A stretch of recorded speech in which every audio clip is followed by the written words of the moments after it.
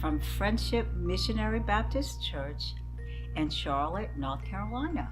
And today I'd like to read Ada Twist, Scientist. The book was written by Andrea Beatty and the illustrator is David Roberts. Ada Twist, Scientist. Ada Marie said not a word till the day she turned 3. She bounced in her crib and looked all around, observing the world, but not making a sound. She learned how to climb and made her big break with trails of chaos left in her wake.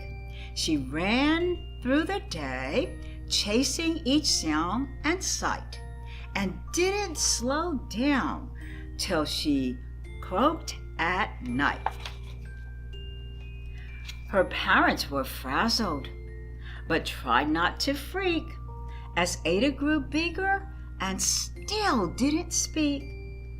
Clearly young Ada, with lots in her head, would have something to say when it ought to be said. That's just what happened when Ada turned 3. She tore through the house on a fact-finding spree and climbed up the clock just as high as she could. Her parents yelled, "Stop!" as all good parents would. Ada's chin quivered, but she did not cry.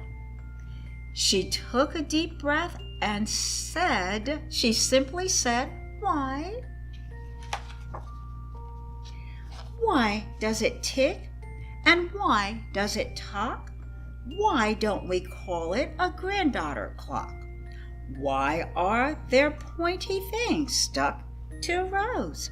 Why are there hairs up inside your nose?" She started with why, and then what, how, and when. By bedtime, she came back to why once again. She drifted to sleep as her dazed parents smiled at the curious thought of their curious child who wanted to know what the world was about. They kissed her and whispered, "You'll figure it out." Her parents kept up with their high-flying kid, whose questions and chaos both grew as she did. Look at all the questions that she has. Even Miss Greer found her hands were quite full when young Ada's chaos wreaked havoc at school. But this much was clear about Miss Ada Twist. She had all the traits of a great scientist.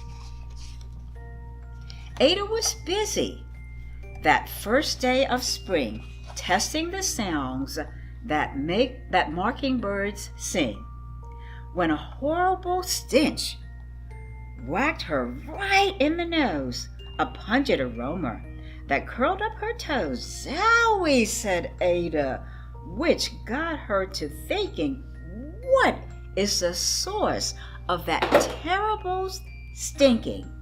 How does a nose know there's something to smell? And does it still stink if there's no nose to tell? She rattled off questions and tapped on her chin. She start where she ought to begin. A mystery, a riddle, a puzzle, a quest. This was the moment that Ada loved best. Ada did research to learn all she could of smelling and smells, both the stink and the good. One hypothesis, Ada thought, could be true. The terrible stink came from Dad's cabbage stew. She tested and tested, but soon Ada knew it was time to come up with hypothesis 2. Then zowie! The stink stunk again, just like that. Hypothesis 2. It's caused by the cat. The cat couldn't make such a stink on its own. It needed perfume and some fancy cologne. So young Ada tested. The test was flop. She started again, but her parents yelled, "Stop!" Ada Marie, to the thinking chair now. By the time we count 3. Enough, said her mother. That's it, said her father, her dad. Her parents were frustrated, frazzled, and mad. Why? Ada questioned. Her mother said, "No." What? Ada quivered. Her father said, "Go. You've ruined our supper. You've made the cat stink. Enough with the questions. Now sit there and think." She looked at her parents. Her heart turned to goo. Poor Ada didn't know what to do. She sat all alone by herself in the hall, and Ada once more could say nothing at all.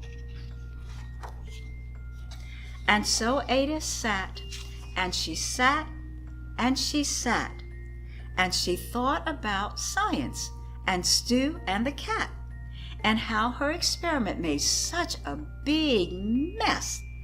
Does it have to be so? Is that part of success? Are messes a problem?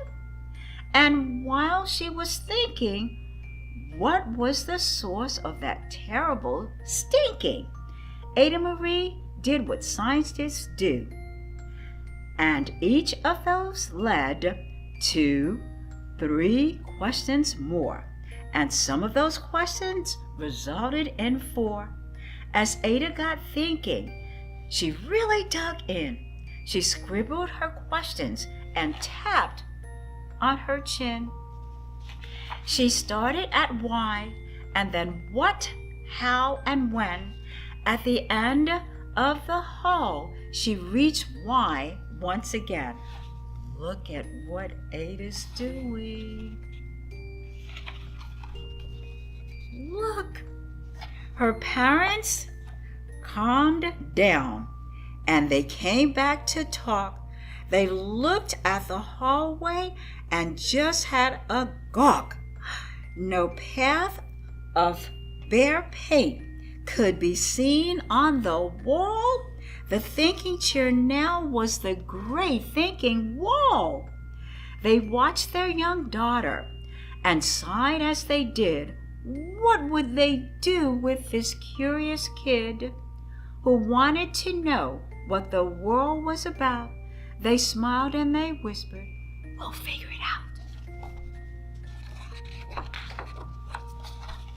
And that's what they did, because that's what you do when your kid has a passion and heart that is true. They remade the world. Now they're all in the act of helping young Ada sort fiction from fact. She asked lots of questions. How could she resist?